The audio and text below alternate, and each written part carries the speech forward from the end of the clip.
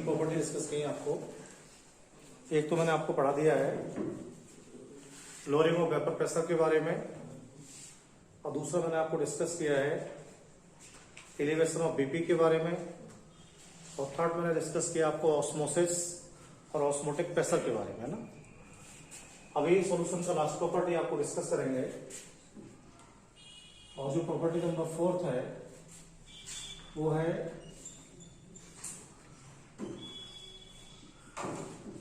Depression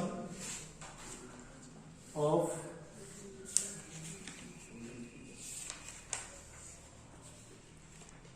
freezing points.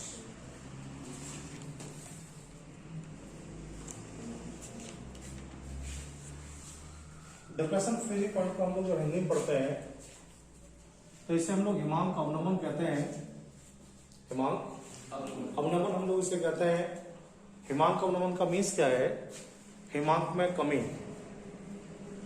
देखिए, हिमांक के बारे में मैंने आपको पढ़ाया, फ्रीजिंग पॉइंट क्या होता है उसने जब मैं आपको लेक्चर किया तो क्या बताया मैंने हिमांक के बारे में आपको?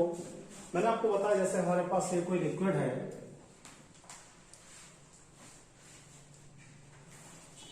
और ये लिक्विड हमारे पास है, इसे हम लोग क्या करते हैं, टेम्परेचर लो करने के बाद सॉलिड में चेंज करते हैं। कोई भी लिक्विड अगर हमारे पास अवेलेबल है, और जो लिक्विड हम लोग के पास अवेलेबल है उसे हम टेम्परेचर कम करने के बाद सॉलिड्स में कन्वर्ट करते हैं, तो हम लोग इसे फ्रीजिंग बोलते हैं। फ्रीजिंग पॉइंट नहीं कहते हैं, फ्रीजिंग इसे बोलते हैं, जमना कहते हैं हम लोग इसे। लेकिन मैं आपको बता दूं कि कोई भी लिक्विड सॉलिड्स में कन्वर्ट कब होता है? देखिए, जो लिक्विड्स होता है एक तो उसकी वेपर प्रेशर,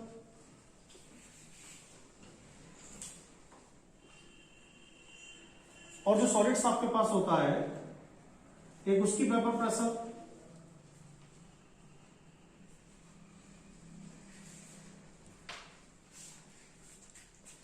अगर हम लोग आपसे कंपैरिजन कराएंगे कि भाई एक लिक्विड आपके पास अवेलेबल है और ये सॉलिड्स आपके पास अवेलेबल है, कि इन दोनों में किसका वेपर प्रेशर ज्यादा होगा, तो जाहिर सी बात आप बताएंगे सर लिक्विड का वेपर प्रेशर जो होता है वो ज्यादा होता है कंपेयर देन सॉलिड्स।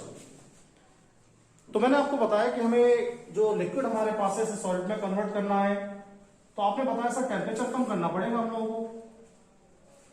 अगर टेम्परेचर हम लोग कम करेंगे तो इस समय जो ये वेपर प्रेशर हाई आपको मालूम पड़ रहा है ना, और इसका जो वेपर प्रेशर लो आपको मालूम पड़ रहा है, ये कम होता जाएगा फिर। और एक स्थिति ऐसी आएगी टेम्परेचर कम करने पर जब इन दोनों के वेपर प्रेशर की वैल्यू क्या हो जाएगी, बराबर हो जाएगी। और जैसे इन दोनों का वेपर प्रेशर बराबर हो जाएगा ना, तो हमारा जो लिक्विड है वो किस में कन्वर्ट हो जाएगा भाई? सॉलिड में कन्वर्ट हो जाएगा। जिस टेम्परेचर पर किसी भी लिक्विड का वेपर प्रेशर सॉलिड्स के वेपर प्रेशर के इक्वल हो जाएगा, जिस टेम्परेचर पर किसी भी लिक्विड का वेपर प्रेशर सॉलिड्स के वेपर प्रेशर के इक्वल हो जाएगा, उसे क्या बोला जाएगा? Freezing point. क्या बोला जाएगा? Freezing point. अब ये तब हम लोगों को डिस्कस करना है कि डिप्रेशन का मीन्स क्या होता है। डिप्रेशन का जो मीन्स है हिंदी में वो अवनमन है। अवनमन का जो मीन्स है वो कमी है। तो फ्रीजिंग पॉइंट में कमी कैसे हो जाती है इसके बारे में आपसे बात करेंगे। देखिए, जो फ्रीजिंग पॉइंट में कमी है, फ्रीजिंग पॉइंट में जो अवनमन होता है वो कैसे होता है किसी भी लिक्विड्स के अंदर। जैसे हमारे पास एक सॉल्यूशन है, एक सॉल्वेंट है हमारे पास है, इसमें हमारे पास भाई H2O है केवल, और ये सॉल्वेंट कहलाता है। इसकी जो वेपर प्रेशर है वो हाई है।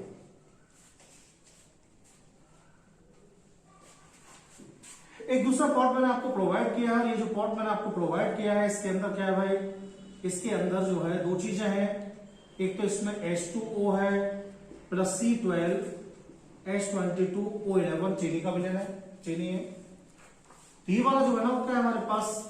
शुगर सॉल्यूशन है। हमने क्या काम किया, हमने आपको जब ये एक्सपेरिमेंट कराया तो हमने एक सिंपल बात आपसे पूछी। मैंने कहा भाई हमारे पास एक तो सिंपल वाटर है, तो आपने बताया सर जो सिंपल वाटर हम लोगों के पास अवेलेबल है ना, उस सिंपल वाटर की जो वेपर प्रेशर होगी बहुत ज्यादा होगी।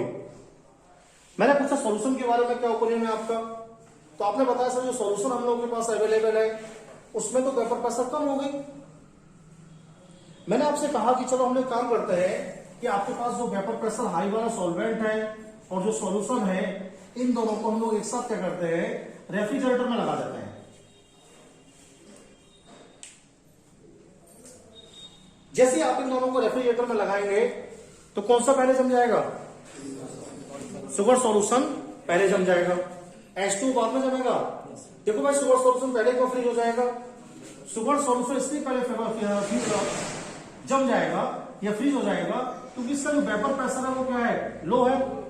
और जैसे ही थोड़ा सा टेम्परेचर कम करेंगे, टेम्परेचर कम करते ही क्या होगा, इसका जो वेपर प्रेशर है लिक्विड का तो क्या हो जाएगा, वेपर प्रेशर सॉलिड के इक्वल हो जाएगा और ये बहुत आसानी से जम जाएगा।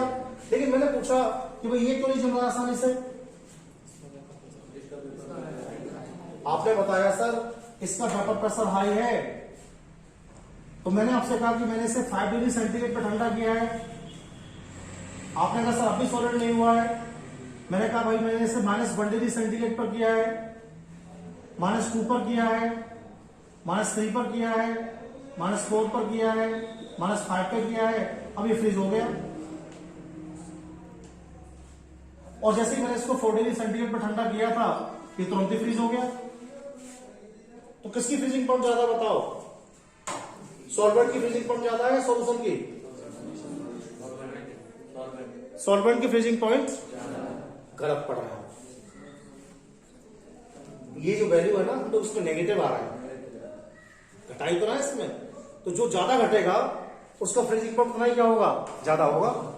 तो आपको बताना है कि सॉल्वेंट का फ्रीजिंग पॉइंट ज्यादा नहीं है, सॉल्वेंट का फ्रीजिंग पॉइंट तो बहुत कम है, 4 डिग्री सेंटीग्रेड है। इसका कितना है, -5 है। इसमें टेम्परेचर क्या कर रहे हैं, घटा रहे हैं, तो इसमें घटा रहे हैं तो जो वैल्यू नेगेटिव होगी वो ज्यादा बड़ी होगी ना। इसलिए आपको ध्यान रखना है कि जो सॉल्वेंट होता है उसकी जो फ्रीजिंग पॉइंट वैल्यू है वो ज्यादा होती है और जो सॉल्यूशन होता है उसकी फ्रीजिंग पॉइंट वैल्यू क्या होती है, कम होती है। सॉल्वेंट की फ्रीजिंग पॉइंट वैल्यू ज्यादा होती है क्योंकि उसे ठंडा करने के लिए आपको ज्यादा टेम्परेचर कम करना पड़ेगा, और जो सॉल्यूशन होता है उसकी फ्रीजिंग पॉइंट वैल्यू क्या होती है, कम होती है क्योंकि वो आसानी से ठंडा हो जाता है। अब क्वेश्चन क्या है मेरा आपसे, किसका फ्रीजिंग पॉइंट ज्यादा है,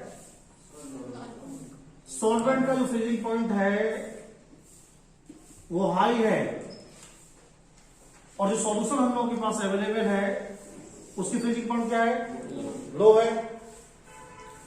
अगर सॉल्वेंट के फ्रीजिंग पॉइंट में से सॉल्यूशन के फ्रीजिंग पॉइंट को माइनस कर दिया जाएगा, अगर सॉल्वेंट के फ्रीजिंग पॉइंट में से सॉल्यूशन के फ्रीजिंग पॉइंट को माइनस कर दिया जाएगा तो जो वैल्यू आपको मिलेगी वो क्या कहलाएगी, depression of freezing point, depression of freezing. तो मैंने आपको बताया जो सॉल्वेंट हमारे पास है, जो सॉल्वेंट हमारे पास है इसका जो बॉइलिंग पॉइंट है वो T2 है फ्रीजिंग पॉइंट, इसका सॉल्यूशन का क्या है, T1 है। और जब हम लोग फाइंड करेंगे इसके लिए तो डेल्टा TF इक्वल टू हो जाएगा T2 minus T1, delta TF equal to T2 minus T1। तो T2 क्या है इसके अंदर भाई, T2 जो है वो सॉल्वेंट का फ्रीजिंग पॉइंट है और T1 क्या है इसके अंदर, सॉल्यूशन का फ्रीजिंग पॉइंट है। यस सर, समझ ना। देखिए इस बात को हम लोग ग्राफिकल वे में भी रिप्रेजेंट कर सकते हैं। अगर हम लोग इसे ग्राफिकल वे में रिप्रेजेंट करेंगे तो कैसे करने वाले हैं भाई,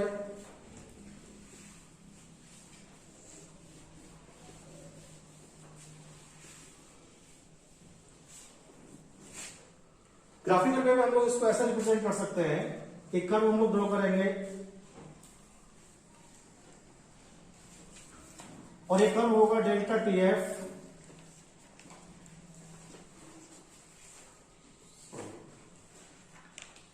वेपर प्रेशर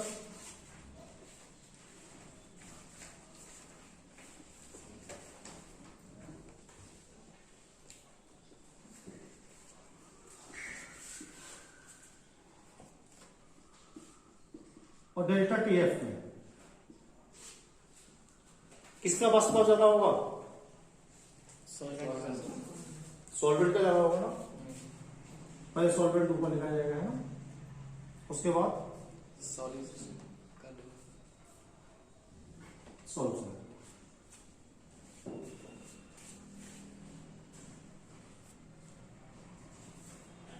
सॉल्वेंट और सॉल्यूशन। देखिए हाई वेपर प्रेशर कर्व है और ये जो है वो लो वेपर प्रेशर कर्व है। और हम लोग उसको बेसिकली स्टडी करेंगे। तो देखो अभी बताया मैंने, जिसकी वेपर प्रेशर ज्यादा होती है ना, जिसकी वेपर प्रेशर ज्यादा होती है उसके लिए फ्रीजिंग पॉइंट का मान क्या होता है, उतना ही ज्यादा होता है, उतना ही ज्यादा होता है। और जिसके लिए वेपर प्रेशर कम होती है उसका फ्रीजिंग पॉइंट क्या होता है, उतना ही कम होता है। तो आपको ध्यान रखना है, जैसे कहां से स्टार्ट होगा ये टर्म, जैसे स्टार्ट होगा आपका उल्टा होगा भाई, -1 -2 -3 -4 -5 -6 -7 -8 इस तरह से ना। तो जो आपका सॉल्वेंट होगा उसका जो वैल्यू आएगा ना वो ज्यादा नेगेटिव में आएगा, और सॉल्यूशन का जो वैल्यू आएगा वो ज्यादा नेगेटिव में नहीं आएगा। तो इसे हम लोग ग्राफिकल वे में रिप्रेजेंट कर सकते हैं। ऐसा हम लोग लास्ट टाइम भी पढ़ के आए, जब मैं आपको एलिवेशन ऑफ बीपी पढ़ा रहा था उस समय मैंने आपको बताया था। लेकिन जब एग्जाम में करने को आएगा तो एग्जाम में करना कोई कर्व वगैरह नहीं आते इसमें से, न्यूमेरिकल्स करने को बहुत आता है इसमें। तो सबसे पहले आपको ध्यान रखना है कि डिप्रेशन ऑफ फ्रीजिंग पॉइंट होता क्या है, डिप्रेशन ऑफ फ्रीजिंग पॉइंट होता क्या है। तो आपको ध्यान रखना है डिप्रेशन ऑफ फ्रीजिंग पॉइंट को जब हम लोग स्टडी करते हैं तो डिप्रेशन ऑफ फ्रीजिंग पॉइंट को स्टडी करते समय ध्यान रखना है कि जो हमारा डेल्टा टीएफ है, जो हमारा डेल्टा टीएफ है, इस डेल्टा टीएफ में आपको दो चीजें ध्यान रखनी है। एक तो T2 आपको ध्यान रखना है, ये क्या है, सॉल्वेंट के लिए है, और एक आपको -T1 याद रखना है, और एक इसके लिए सॉल्यूशन के लिए। इस दोनों का जो डिफरेंस होता है उसे हम लोग क्या बोलते हैं, depression of freezing point, depression of freezing point. तब ये क्वेश्चन बहुत बार हम लोगों से पूछा गया है कि डिप्रेशन ऑफ फ्रीजिंग पॉइंट जो होता है उस पर मोलर मास का क्या फर्क पड़ेगा, यानी जो हमारा डिप्रेशन ऑफ फ्रीजिंग पॉइंट है वो मोलर मास से कैसे कनेक्ट है। तो इसको मैं पढ़ा चुका हूं आपके लिए, एक बार दोबारा से मैं इसको रिपीट कर देता हूं। देखिए प्रैक्टिकली क्या है, डिप्रेशन ऑफ फ्रीजिंग पॉइंट जो होता है वो डायरेक्टली प्रोपोर्शनल होता है मोलरिटी के। डिप्रेशन ऑफ फ्रीजिंग पॉइंट जो होता है वो डायरेक्टली प्रोपोर्शनल किसके होता है, मोलरिटी के होता है भाई। तो ये तो हमारा इक्वेशन नंबर फर्स्ट कर देंगे, इसे इक्वेशन नंबर सेकंड कर देंगे हम लोग। लेकिन जो मोलरिटी होता है वो किसके बराबर होता है, मोलरिटी का मान बताया था small w small m into capital W किसमें, ग्राम में, किलोग्राम किसमें, किलोग्राम। इस वैल्यू को यहां पर हम लोग पुट कर देंगे तो क्या हो जाएगा भाई, ये हो जाएगा delta TF directly proportional small w upon small m into capital W in kilogram. इसे हम लोग इक्वेशन नंबर थर्ड कर देते हैं भाई, इसे इक्वेशन नंबर फोर्थ कर लेते हैं हम लोग। देखिए आपको बताना है सर कि जब आप इसको नोट करेंगे तो क्या करेंगे, और किलोग्राम को ग्राम में कन्वर्ट करेंगे तो क्या हो जाएगा, delta TF directly proportional KF question लगा दिया मैंने, into small w upon small m into capital W into 1000, अभी हो जाएगा आपका ग्राम में। तो ये आपका हो जाएगा क्वेश्चन नंबर 5। बेसिक फॉर्मूला क्या हो जाएगा इसका, बेसिक फॉर्मूला को जब हम लोग फाइंड आउट करेंगे तो बेसिक फॉर्मूला इसका हो जाएगा delta TF equal to 1000 into KF into small w upon small m into capital W in gram. एक क्वेश्चन नंबर 6 हो जाएगा हम लोगों के पास। और ये जो क्वेश्चन नंबर 6 है इसमें सारी चीजें आपको बता दी गई है, पहले से मैं बता चुका हूं आपके लिए। डेल्टा TF क्या है, depression of freezing point, depression of freezing point है इसके अंदर। भाई KF क्या है इसके अंदर, KF जो है मोलल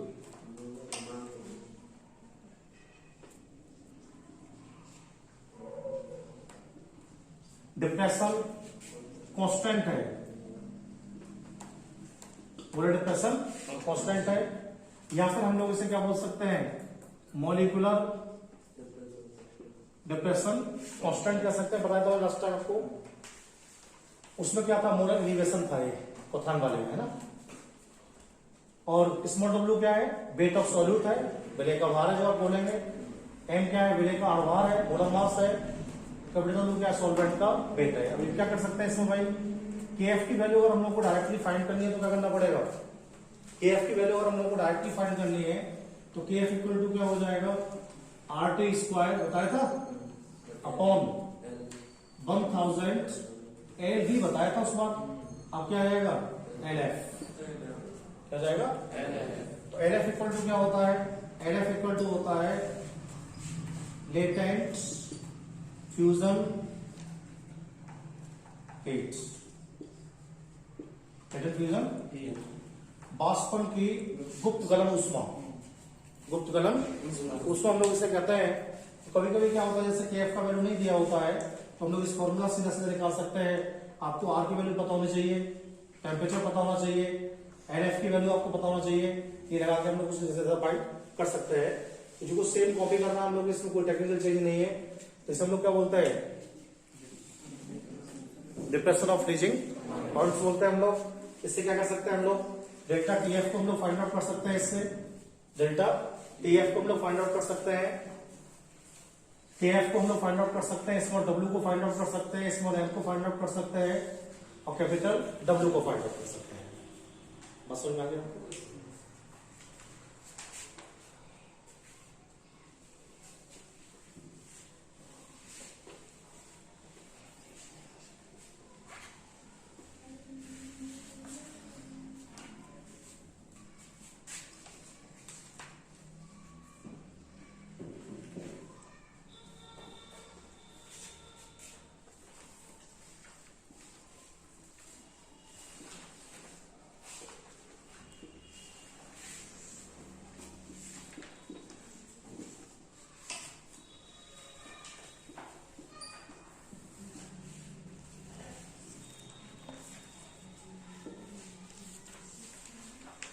ये टर्म है abnormal molecular mass, abnormal molecular mass term है, और हिंदी में हम लोग इसे पढ़ते हैं अपसमान अणुभार। मेरी बात सुन लो, अपसमान अणुभार हम लोग पढ़ते हैं। देखिए एबनॉर्मल का मीन्स क्या होता है, कई बार मैंने टर्म आपको लास्ट ईयर 11th में पढ़ाया था। Different type behaviour, different type behaviour. देखिए केमिस्ट्री में दो चीजें होती है, तीन बातें हैं। पहली बात क्या है, जैसे हमारे पास ग्लूकोज है, आपने से पानी में घोला और पानी में घोलने के बाद इसके जो मॉलिक्यूल्स हैं उसमें कोई चेंज नहीं हुआ। वाटर के अंदर भी मॉलिक्यूल कैसा रहा, वाटर के अंदर भी मॉलिक्यूल जो है C6H12O6 ही रहा। दूसरी कंडीशन क्या है, जैसे हमारे पास NaCl है, इसको मैंने H2 में डिजोल्व किया। जैसे H2 में डिजोल्व किया तो दो हिस्सों में डिवाइड हो गया, Na पॉजिटिव में डिवाइड हो गया और Cl नेगेटिव में डिवाइड हो गया। ये हमारे पास 2CH3 COOH एसिटिक एसिड है। इसको जब मैंने पानी में डिजोल्व किया तो पानी में डिजोल्व करने के बाद क्या हुआ, ये CH3 COO का OH का होल ट्वाइस हो गया भाई। ये क्या है, एक का एक ही रहा है, एक इधर था एक इधर है, एक इधर है और एक इधर है। ये NaCl है, इसमें क्या हुआ है, एक मॉलिक्यूल से कितने आयन बन गए, दो। इसमें क्या हुआ, दो से एक हो गया, दो से ये नंबर जो आगे आता है वो होता ना, एक हो गया। एक में क्या हो रहा है, पहले वाले में जो चेंज हो रहा है उसमें कोई चेंज नहीं हो रहा है। जैसा ग्लूकोज आपने यूज किया है वैसा ग्लूकोज आपके पास अवेलेबल है।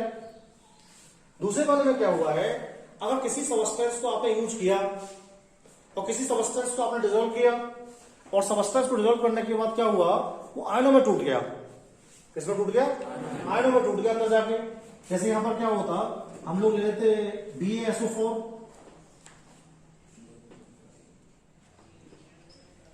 और हम लोग यहां पर BaSO4 का इस्तेमाल करते तो क्या होता, Ba डबल पॉजिटिव और SO4 नेगेटिव में मिल जाता। अगर कोई सॉल्यूट सॉल्वेंट के कांटेक्ट में आने के बाद आयनाइजेशन को शो करता है, आयनाइजेशन को शो करता है, तो साइंस में इस प्रोसेस को बोलते हैं डिसोसिएशन। ध्यान रखना, आज के बाद कम से कम 500 बार पूछूंगा आपसे। फ्यूजन क्या है? फ्यूजन क्या होता है? क्या होता है फ्यूजन? जब भी किसी विलय के लिए किसमें घोला जाता है? विलायक में घोला जाता है। जब भी किसी विलय के लिए विलायक में घोला जाता है, और विलायक में घोलने का किसमें डिवाइड हो जाए? वो आयनों में डिवाइड हो जाए। किसमें हो जाए? आयनों में डिवाइड हो जाए, तो क्या हो गया? डिसोसिएशन। डिसोसिएशन। दूसरा टर्म, कोई भी सब्सटेंस अगर आपने लिया और सॉल्वेंट के कांटेक्ट में आने के बाद वो क्या हुआ? अंदर जाके इकट्ठा हो गया, यानी उसके जो अणुओं की संख्या थी वो क्या हो गई? कम हो गई। क्या हो गई? कम हो गई। और जैसे अणुओं की संख्या कम होती है तो साइंस में इसे हम लोग बोलते हैं एसोसिएशन। क्या बोलते हैं? एसोसिएशन बोलते हैं। हिंदी में शब्द है संगुणन। क्या कहते हैं? संगुणन। समझिए, कोई पदार्थ आपको दिया, जैसे किसी को 2 मॉलिक्यूल आपको दिए, और जैसे आपने सॉल्वेंट में घोला उसके लिए अंदर जाके 1 हो गया, वो 2 का कम हो गया ना। कम हो गया तो क्या हो गया? संगुणन। क्या हो गया? संगुणन हो गया। इसे हम लोग क्या बोलेंगे? एसोसिएशन बोल सकते हैं। क्या बोल सकते हैं? 3 चीजें देखो साइंस में हो सकती हैं। अगर किसी सॉल्यूट को सॉल्वेंट में बोलते हैं तो सर आपसे पूछें कितनी पॉसिबिलिटी पॉसिबल है, तो आप बताएंगे सर 3 पॉसिबिलिटी पॉसिबल है। जब हम सॉल्यूट को किसी सॉल्वेंट में डिसॉल्व करते हैं तो सॉल्यूट को सॉल्वेंट में डिसॉल्व करने के बाद क्या होता है? सॉल्यूट को सॉल्वेंट में डिसॉल्व करने के बाद जो हमारा सॉल्यूट्स है, अगर कोई चेंज शो नहीं करता है, कोई चेंज शो नहीं करता है, तो इसे हम लोग क्या बोलते हैं? नॉर्मल कंडीशंस बोलते हैं। इसे क्या बोलते हैं? समान स्थिति है। कैसी है? समान स्थिति है। अगर हमारे पास कोई सॉल्यूट्स अवेलेबल है और सॉल्यूट्स को हमने किस में घोला है? सॉल्वेंट में घोला है, और जैसे सॉल्यूट्स को हम लोग सॉल्वेंट में घोलते हैं तो क्या होता है? घोलने के बाद वो आयनों में डिवाइड हो जाता है। तो आयनों में जो डिवाइड हो जाता है तो आपको बताना है डिसोसिएशन है। वो क्या है? अगर सॉल्यूट्स को हमने डिसॉल्व किया है और सॉल्यूट्स को डिसॉल्व करने के बाद क्या हुआ है? वो एकत्र हो गया, उसका नंबर ऑफ मॉलिक्यूल क्या हो गया? कम हो गया। तो हम लोग क्या करने वाले हैं उसे? एसोसिएशन। तो डिसोसिएशन में क्या होता है? नंबर्स ऑफ आयन बढ़ते हैं, और एसोसिएशन में क्या होता है? मॉलिक्यूल घटते हैं। क्या होते हैं? देखो, अगर आप पहली वाली स्थिति में विलय का अनुमान निकालेंगे, पहली वाली स्थिति में अगर आप विलय का अनुमान निकालेंगे तो एकदम एक्यूरेट आएगा। इसका 180 होता है और इसका 180 ही आएगा, क्योंकि इसमें कोई इंटरचेंज नहीं हुआ है। लेकिन आपको ध्यान रखना है, अगर हमारे सॉल्यूट्स को घोलने के बाद डिसोसिएशन हो गया है, या सॉल्यूट्स को घोलने के बाद क्या हो गया है? एसोसिएशन हो गया है। अगर सॉल्यूट को घोलने के बाद डिसोसिएशन एसोसिएशन हो जाता है तो जो मोलर मास होता है ना, फिर वो चेंज हो जाता है। डिसोसिएशन में क्या हो जाता है? बढ़ जाता है। डिसोसिएशन में बढ़ जाता है, और जो एसोसिएशन होता है उसमें क्या होता है? घट जाता है। और जब किसी सॉल्यूट्स का सॉल्यूशन में, जब किसी सॉल्यूट्स का सॉल्यूशन में after dissociation, after association, molar mass क्या हो जाता है? चेंज हो जाता है। तो उसे क्या बोलते हैं हम लोग? फिर एबनॉर्मल मोलर मास। बहुत सारे बच्चों से मैं क्वेश्चन पूछता हूँ प्रैक्टिकल में, देता हूँ उनका कि भाई एबनॉर्मल मोलर मास क्या होता है बताइए, और कोई भी चीज एबनॉर्मल कब हो सकती है? तो बताइए कोई भी सॉल्यूट एबनॉर्मल कब हो सकता है? या तो उसके अंदर डिसोसिएशन हो जाए या क्या हो जाए, एसोसिएशन हो जाए। केवल वही सॉल्यूशन एबनॉर्मल मोलर मास को शो करते हैं, केवल वही सॉल्यूशन एबनॉर्मल मोलर मास को शो करते हैं जिन सॉल्यूशन के अंदर क्या होता है, या तो डिसोसिएशन हो जाता है या एसोसिएशन हो जाता है। ऐसे सॉल्यूशंस जिनमें सॉल्यूट को घोलने के बाद या तो एसोसिएशन हो जाएगा या डिसोसिएशन हो जाएगा, उनमें क्या हो जाएगा, एबनॉर्मल मोलर मास हो जाएगा। उनका जो अणुभार है वो सामान्य नहीं रहेगा, या तो बढ़ जाएगा या फिर घट जाएगा। और जब किसी सॉल्यूशन में घोले गए विलेय का अणुभार या तो बढ़ जाता है या घट जाता है तो उसे क्या बोलते हैं हम लोग, अपसमान अणुभार बोलते हैं। क्या बोलते हैं, बात समझ में आ गई। एबनॉर्मल क्या है,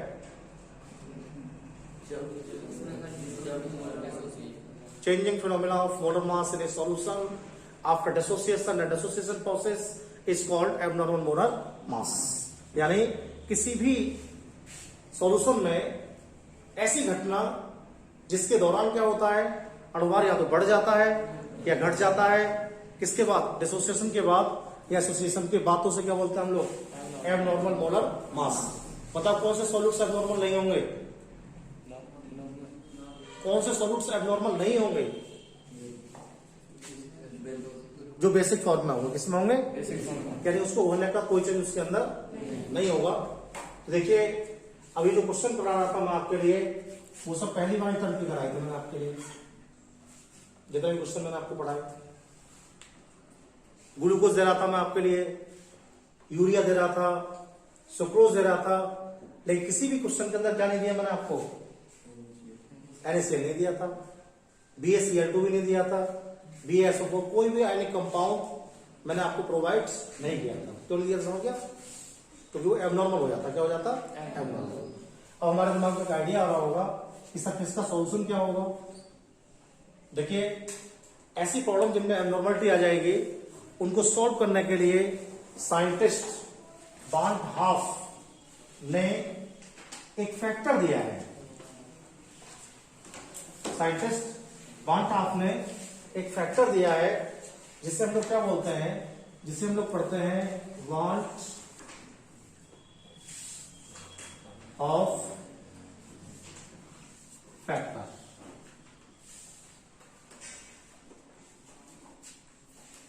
वाल्ट ऑफ फैक्टर, और जो वाल्ट ऑफ फैक्टर है इसी से सारी प्रॉब्लम सॉर्ट आउट होनी है। तो इस पूरे चैप्टर की सबसे इंपोर्टेंट बात है, जितने भी एग्जाम होते हैं, बोर्ड एग्जाम, कंपटीशन के एग्जाम होते हैं, उस सारे एग्जाम में क्वेश्चन आता है वाल्ट ऑफ फैक्टर क्या है। वाल्ट ऑफ के बारे में रूल पढ़ाए थे आपको, अभी फैक्टर नहीं पढ़ाया था। तो देखिए जो वाल्ट ऑफ फैक्टर होता है उसे हम लोग आई से शो करते हैं। क्या करते हैं, आई से। तो इसका फॉर्मूला होता है numbers of molecule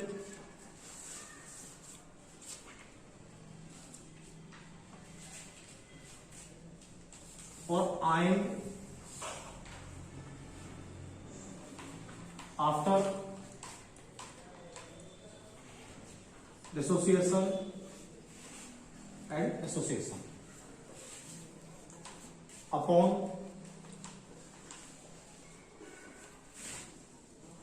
total numbers of molecule. मैंने कहा है वियोजन अथवा संगुणन के बाद अणुओं की संख्या या फिर आयनों की संख्या, वियोजन अथवा संगुणन के बाद अणुओं की संख्या या फिर आयनों की संख्या, या फिर क्या करेंगे, total numbers of ion, total numbers of ion और मॉलिक्यूल। तो आपको बताना क्या है, देखो भाई टोटल नंबर्स ऑफ मॉलिक्यूल, तो इसे हम निकालेंगे कैसे, समझ में आ गया आपको।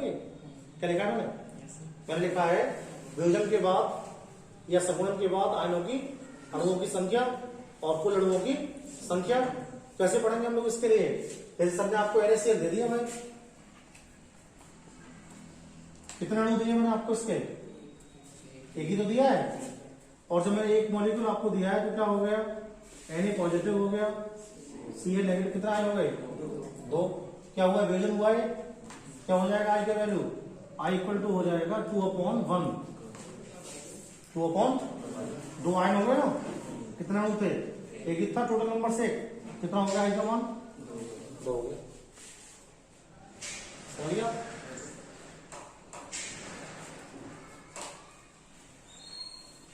अब जैसे हमारे पास क्या लिखा हुआ है, ये ACl3 हमारे पास है भाई,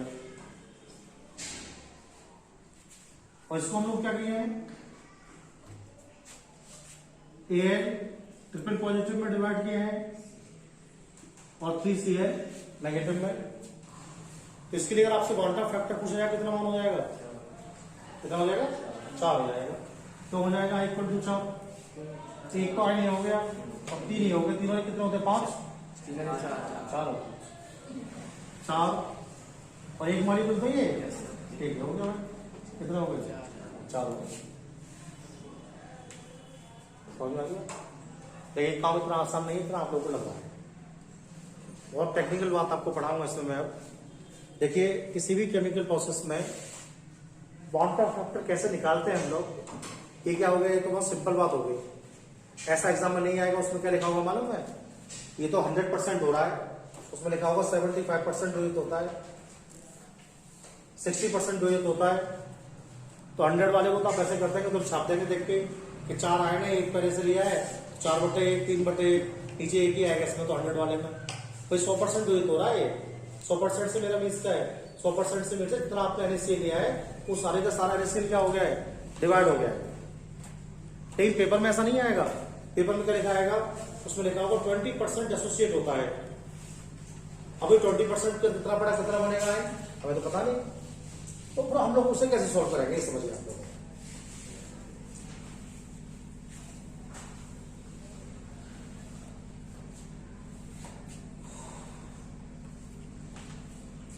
जैसे कंसीडर कर रहा हूं मैं NaCl हमारे पास है, ध्यान रखना मेरे आपको, ध्यान दो सब लोग। और NaCl को मैंने डिवाइड किया है Na पॉजिटिव में और Cl नेगेटिव।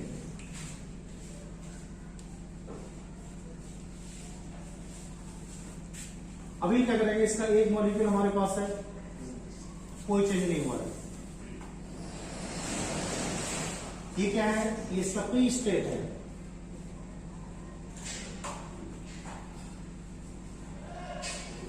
पूर्वावस्था है, पहले लिए शुरू में, ये स्टार्टिंग है कह सकते हैं हम लोग इसे।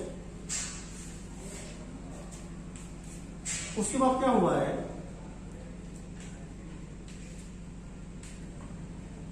वन में से डेसोसिएट हुआ है ना, डेसोसिएट किसको करता है, अल्फा से, किसे करते हैं अल्फा से। Na की क्वांटिटी अल्फा ही है और Cl की भी अल्फा ही है, समझ गया। तो यहां देखो कितना भी अल्फा है, 1 अल्फा है, जैसे 2Cl होते तो 2 अल्फा हो जाता, या 3Cl होते तो इससे कोई फर्क नहीं पड़ेगा। ये डिस्ट्रीब्यूशन का एक संकेत है जिससे हम शो कर रहे हैं। तो यहां पर हम क्या लिखा करेंगे हम लोग, 1 माइनस अल्फा, 1 माइनस, ये हो जाएगा आपका after dissociation, after dissociation, dissociation के बाद हो गया ऐसा। अगर हम लोग क्वांटम फैक्टर निकालना चाह रहे हैं तो ध्यान रखेंगे आप लोग, ये सब नोट करने के बाद लिखा करेंगे van't Hoff factor equal to आई,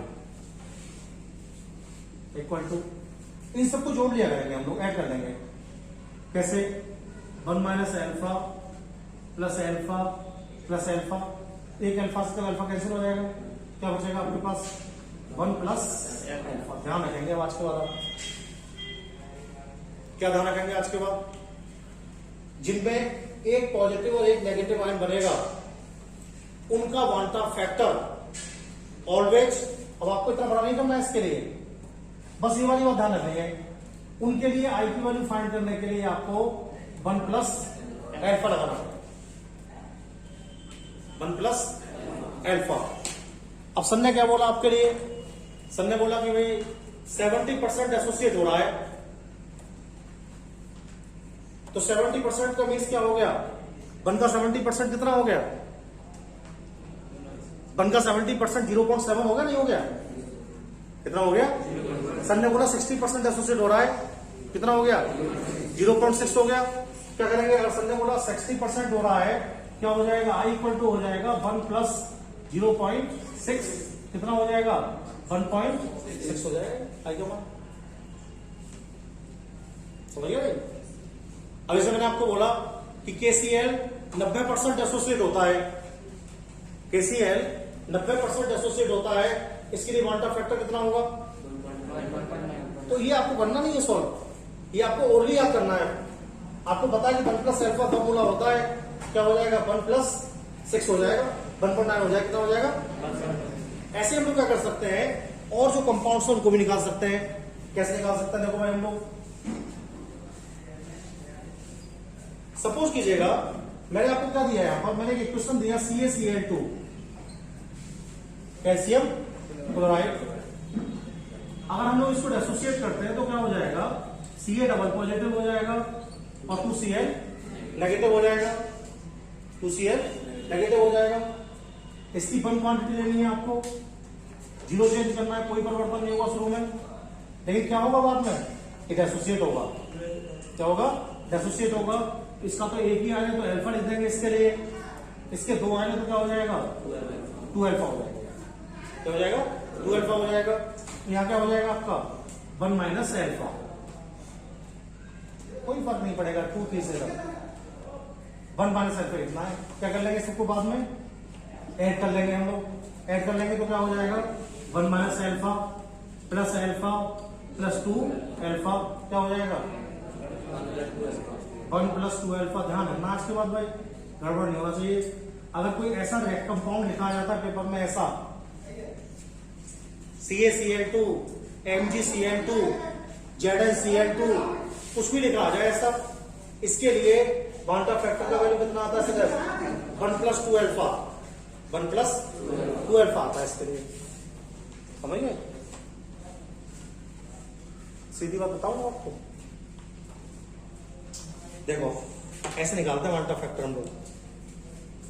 अगर NaCl है तो 1 प्लस अल्फा,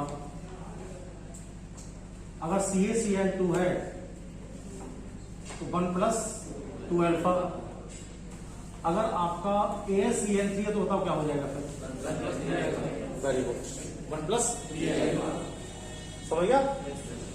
ये वाली बताना नहीं, अब मैं आपसे सॉल्व नहीं कराया करूंगा इसके लिए, आप मुझे ऐसे बता दिया करेंगे, बस मैं आपसे बोला करूंगा कि 64% हो रहा है एसोसिएट, बस आपको देखना है किस टाइप कंपाउंड, NaCl है, CaCl2 इस टाइप कंपाउंड है, तो इनसे फॉर्मूला उसी तरह से लगा के हम लोग यूज कर सकते हैं। बताओ कोई प्रॉब्लम होता है आपको इसमें, ठीक है। तो आगे बात कल करते हैं आप लोगों से, कल आपको पढ़ाएंगे, ठीक है।